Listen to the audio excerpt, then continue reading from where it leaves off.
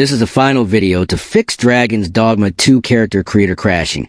And if your game closes or freezes when creating a character, this video will solve it.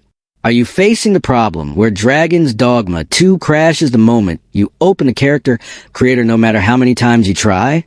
This usually happens because of outdated graphics drivers, corrupted game files, or conflicting system settings that block the game from running properly. Most solutions online are long, confusing, and full of steps that are hard to follow and often don't work. That is why Rexus is sharing a simple secret trick that instantly stops the crashes and lets you use a character creator smoothly. This easy method works fast, safely, and ensures you can create your character without interruptions. If you want a full step-by-step tutorial showing exactly how to fix it, comment below and tell Rexus, and you can finally enjoy Dragon's Dogma 2 without crashes.